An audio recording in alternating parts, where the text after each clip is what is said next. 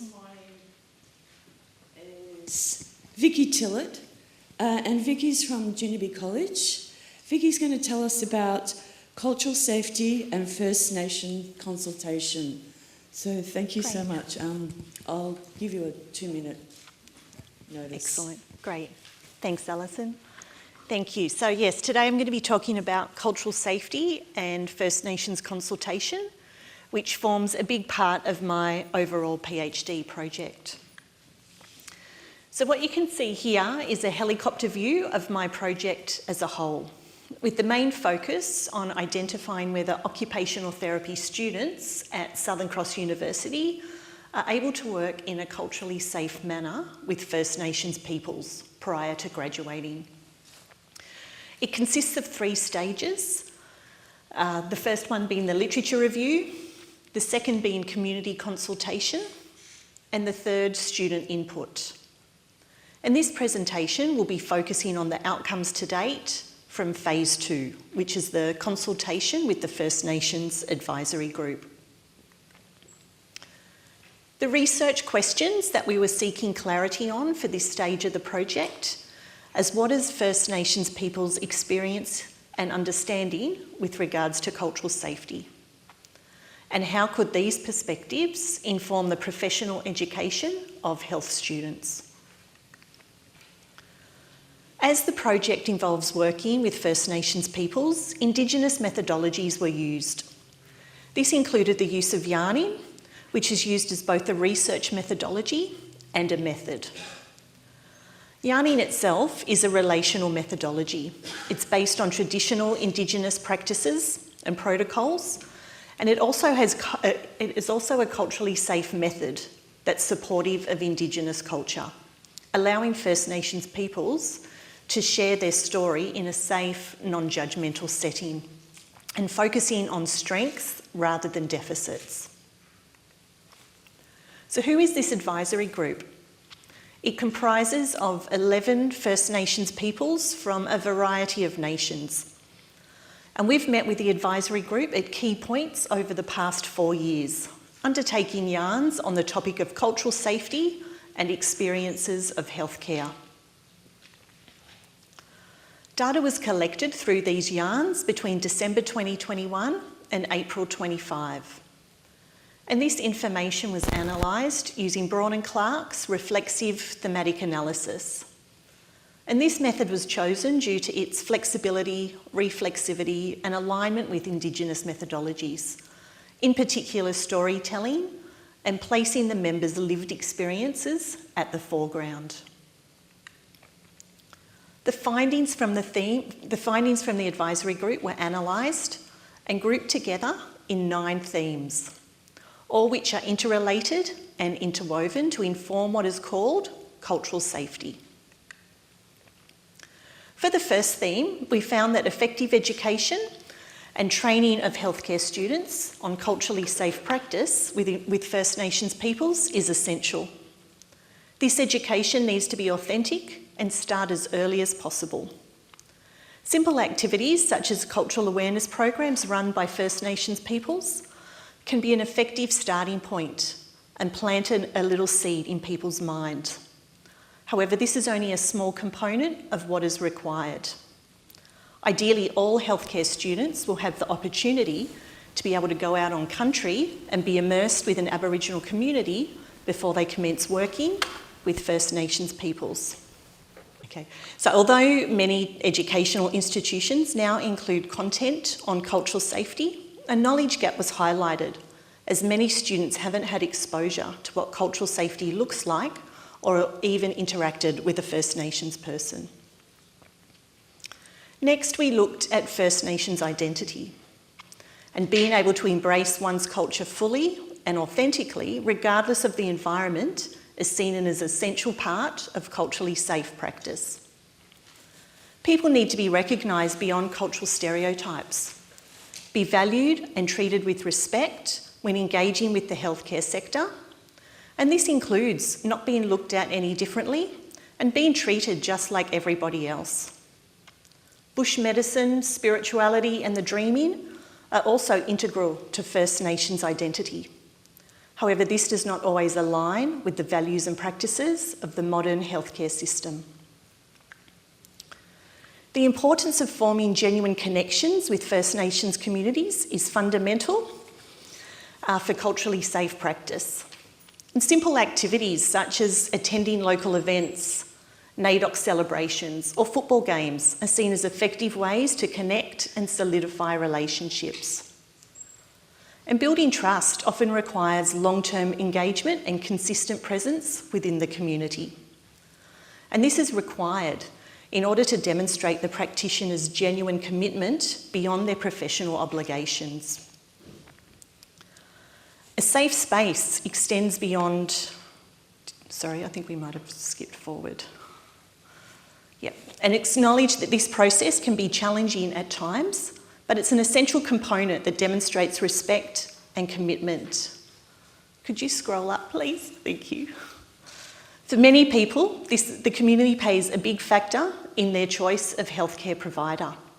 And this goes beyond formal qualifications, with practitioners who've been vouched for by the local community seen as safer choices, highlighting the significance of being accepted within the community. And it's not just about forming connections, but about how to sustain these over the long haul. Positive healthcare experience are linked to sustained, meaningful and ongoing relationships with healthcare practitioners. Cultural safety is relational, with trust, empathy and respect prerequisites. Building trust with someone may require multiple visits, where the focus is on relationship building rather than purely procedural healthcare activities. And this is often in direct contrast with Western healthcare policies and practices.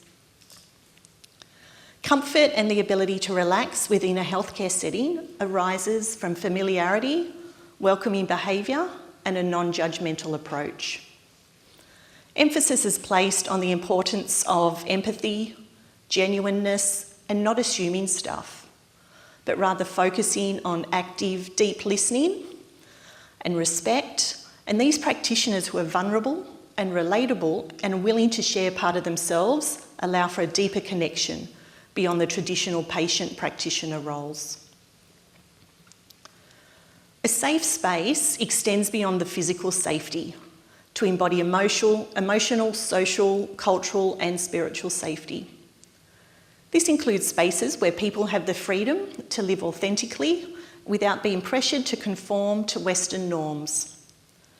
Cultural signifiers such as Indigenous artwork or having the Koori male in the waiting area contribute to a sense of comfort. However, this is not sufficient to create a fully culturally safe environment. The authenticity and depth of cultural understanding within these areas is crucial. Simple activities as taking the time to introduce yourself and have a yarn before the clinical part of the appointment commences really helps to create a respectful environment for all parties. And alternative spaces, such as outside under the mango trees, were identified as providing a greater sense of safety and freedom for many people.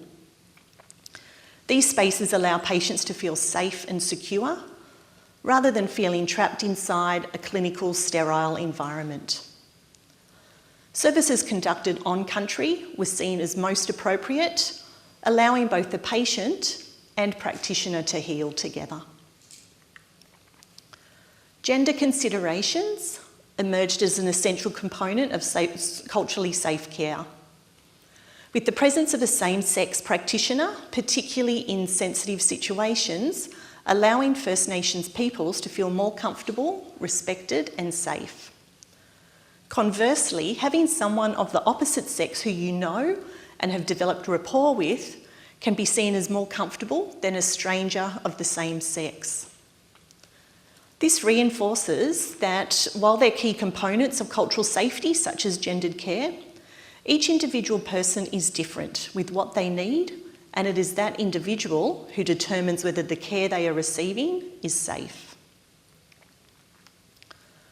Having a First Nations person deliver healthcare services creates an environment that allows patients to feel understood and at ease. First Nations practitioners can provide culturally attuned care, minimising the need to explain cultural nuances. Non-Indigenous practitioners who have not built rapport and trust with the community or do not understand specific cultural protocols can sometimes create discomfort or mistrust. There is a preference for Aboriginal-led or Aboriginal-controlled healthcare services, as these are perceived as culturally safe and accommodating of their unique practices. These services allow First Nations peoples to feel safe and respected, regardless of who they are, what their name is, or what clothes they wear. Whilst going to an Aboriginal-led practice is preferred by many, others have absolutely no issue at all with attending mainstream services, especially if there are First Nation practitioners at that location. The next theme is around challenges and barriers. Historical injustices, marginalisation and cultural biases have profoundly shaped First Nations people's perception of and relationship with the healthcare sector. This has contributed to intergenerational trauma, promoting a mistrust of healthcare providers and institutions, resulting in people avoiding healthcare altogether. Issues such as inadequate healthcare resources create a challenging environment for many people. Time constraints, impersonal treatment, and a perceived lack of prioritisation are concerns. This continues the ongoing cycle of distrust and avoidance. The frustration of having to fit in with mainstream expectations further marginalises First Nations peoples. Limited access to services and logistical issues such as transportation, especially in regional or remote areas, are seen as major barriers to accessing healthcare.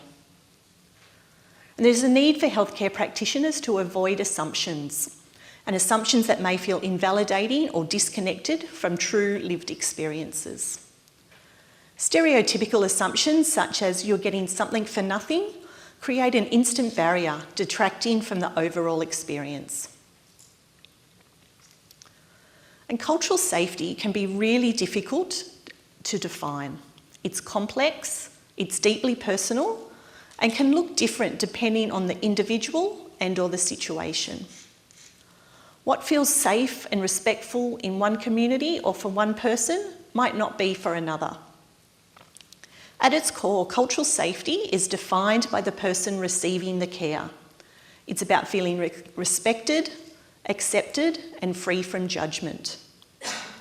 For many people, cultural safety is more of a feeling than something that they can describe.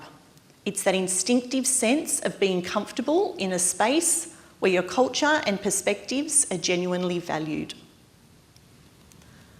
Cultural safety is ongoing. It's built on real, respectful relationships and a deep understanding of cultural responsibilities. As one member describes, if you're a visitor on someone else's country, it's your responsibility to learn and respect these protocols. It's not about becoming competent, as that word suggests there's an end point. But with cultural safety, there is no end point. Even First Nations peoples don't consider themselves experts in cultural safety. There's also frustration around the policies that are supposed to support cultural safety, with many people viewing these more about ticking boxes than actually making a difference.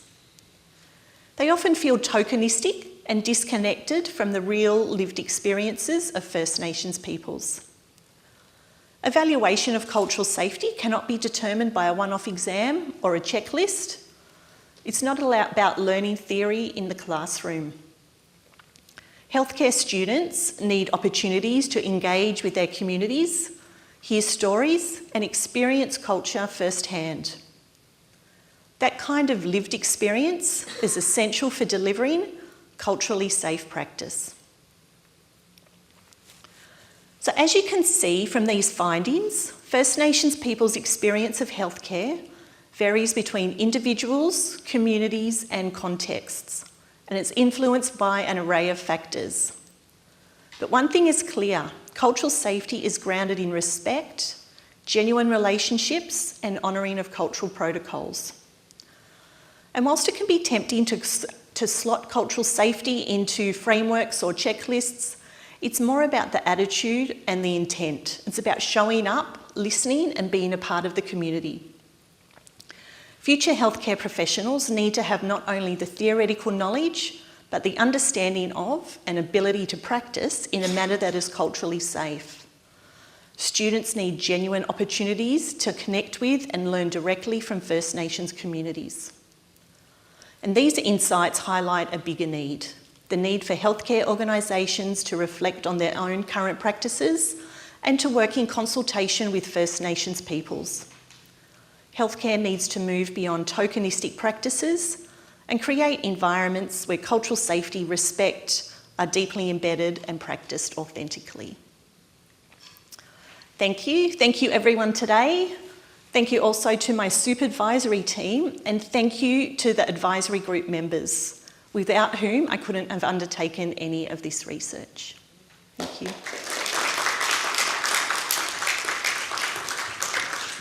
Excellent. All right, thank you. Well done. Very important work there.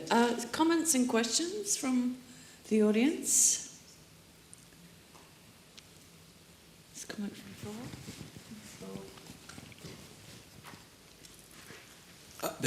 Thank you so much. That was fantastic. Great, thank you. There's a lot of information in that, but I was wondering if what advice would you give for someone who was just basically starting out on this journey and being respectful and trying to create a cultural safe place? Can you maybe distill it? Like what is the most fundamental aspect? Yeah, great. I think big things are respect, just having a respect for the differences between people, between communities and individuals, and taking the time to get to know these communities and these people as individuals. So getting to know them, developing a relationship, but a big part was also having the rapport, but being yourself vulnerable, being able to open and mutually share information about yourself.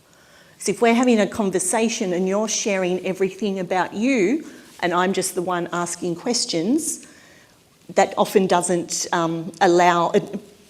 keeps a wall up, So by being vulnerable, being able to really engage in authentic relationships as you would with anybody else. Very powerful. Thank you so much. Yep. Excellent. Thank you. Hi, thank you so much for that presentation. Apologies, I missed the very start, but I found it to be a really great presentation. Being a nurse myself and also a lecturer at the university, it's really insightful and given me a lot to think about. One of the questions I wanted to ask is, do you think that there is a trend to improvement in this area over the last 10 years, or is it something that there hasn't been a lot of movement on yet? Yeah.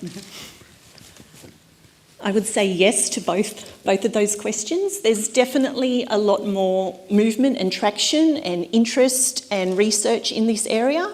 It's still very new, but probably over the last 10 years or so, there's been a real big focus.